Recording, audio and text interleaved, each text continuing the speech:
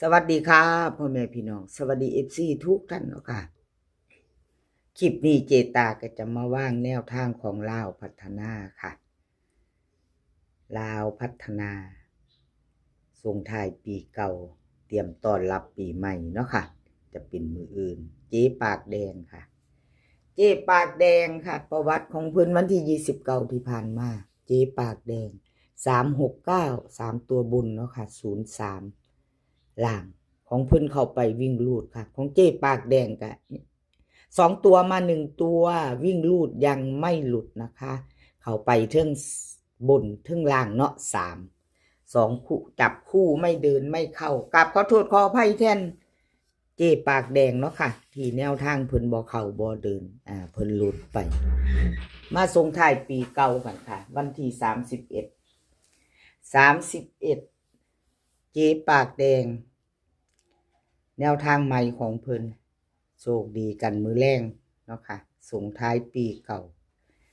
เจ๊ปากแดงกราบขอบคุญขอบคุณเจ๊ปากแดงหลายๆเด้อค่ะที่ให้แนวทางมาว่างทางช่องของเจตาเนาะค่ะกราบขอบพระคุณเป็นอย่างสูงมาลุ่นไม่ไปไม่ค่ะเจ๊ปากแดงแนวทางลาวพัฒนาเพิ่นวิ่งลูดค่ะเพิ่นให้มาวิ่งลูดเพิ่นให้มา5 กับ 3ค่ะ5 กับ 3 2ตัว4หาง5 3 5 2 3 7 3 8เบิ้ลค่ะ5 5 3 3 3ตัว2หางค่ะ3 5 2 5 3 8วิ่งลูดเจปากแดงให้เน้นตัวเดียวเด้อค่ะเด่น5เด่น5ร่อง3 2ตัวเน้น2หาง5 2กับ3 8ค่ะ3ตัวเน้นหางเดียว3 5 2ใครจะไปต่อกับเจ๊ปากแดงค่ะแคปหน้าจอมือแรงต่อกับเจ๊ปากแดงเนาะค่ะส่งท้ายปีเก่าลาวพัฒนาเจ๊ปากแดงเพิ่นเน้น3ตัวเนาะค่ะ3ตัวเน้นหางเดียว3 5 2เตรียมแคปหน้าจอใครจะไปต่อกับเจ๊ปากแดงกราบขอบคุญขอบคุณเจ๊ปากแดงหลายๆเด้อค่ะที่ให้แนวทางมาว่างทางช่องของเจตาเนาะค่ะกราบขอบพระคุณเป็นอย่างสูงFC เจปากแดงไปส่งท้ายปีเก่าต้อนรับปีใหม่กันเนาะค่ะลาวพัฒนามื้อสุดท้ายของปีแล้วค่ะมื้อนี้เป็นวันสุดท้ายของปีลาวพัฒนาออกพอดีส่งท้ายปีเก่าเนาะค่ะแล้วเฮาก็โชคดีกันต้อนรับปีใหม่กับเจ๊ปากแดงลาวพัฒนาไปต่อค่ะแคปหน้าจอแล้วไปต่อ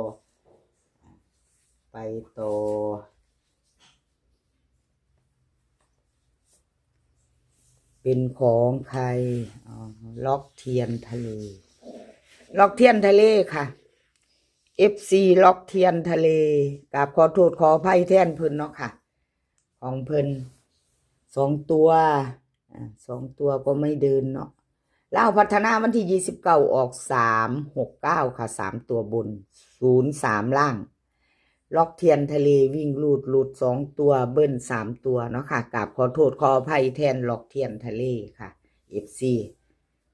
เจตาขอโทษขออภัยแทนเพิ่นเนาะที่แนวทางเพิ่นบ่เดินบ่เข้าเนาะค่ะวันที่29ที่ผ่านมาล็อกเทียนทะเล2งวดค่ะเจตาให้เบิ่งเทียนทะเลก็หลุดไป2งวดค่ะพี่น้องชัดเจนเก่าหลุดไปใหม่มาเนาะค่ะส่งท้ายกันมื้อแรง31เป็นวันพุธลาวพัฒนาออกส่งท้ายพอดีโชคดีกันส่งท้ายเนาะใครจะไปต่อกับล็อกเทียนทะเลเตรียมแคปหน้าจอค่ะแคปไว้รุ่นทรงไทยแล้วรุ่นทรงไทยเนาะพี่น้องรุ่นทรงไทยวันที่31ค่ะวิ่งลูดเพิ่นให้มา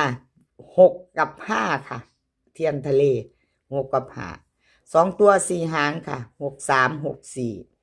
5 9 5 8เบิ้ลค่ะ6 กับ5 3ตัว3หางค่ะ6 5 8 5 6 3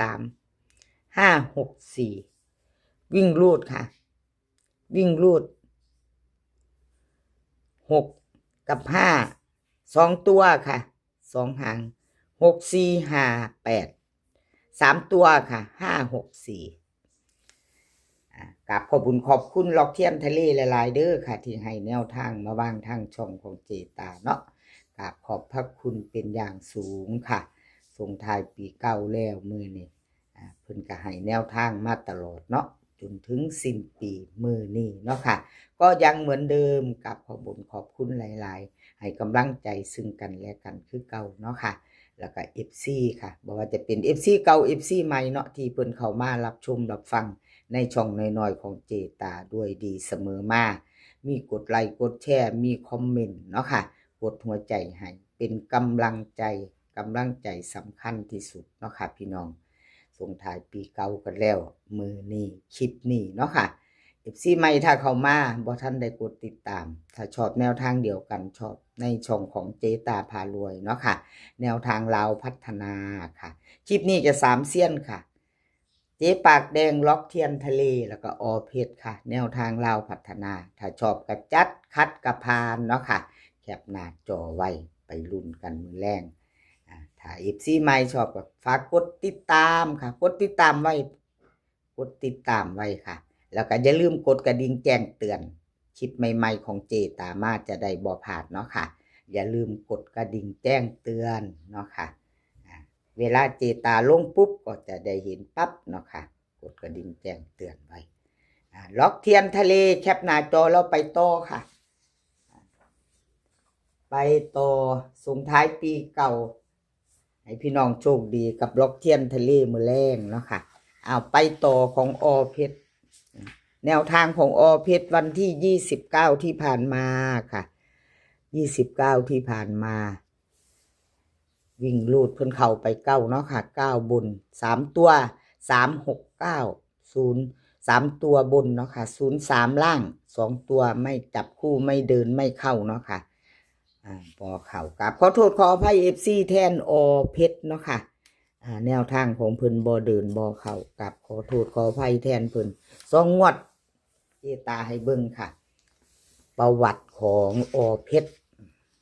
เพิ่นจะได้เห็นชัดเจนเนาะค่ะหลุดคือหลุดแล้วหลุดเลยชัดเจนประวัติเนาะค่ะFC เพิ่นเห็นจะได้มั่นใจ2งวดให้เบิ่งว่าเข้าหรือว่าหลุดเนาะพี่น้องเอามาตามใหม่ค่ะส่งท้ายปีเก่าตามใหม่ส่งท้ายมื้อแรงนี่31วิ่งลูดอเพชรให้มา9กับ5ค่ะ2ตัว4หาง9798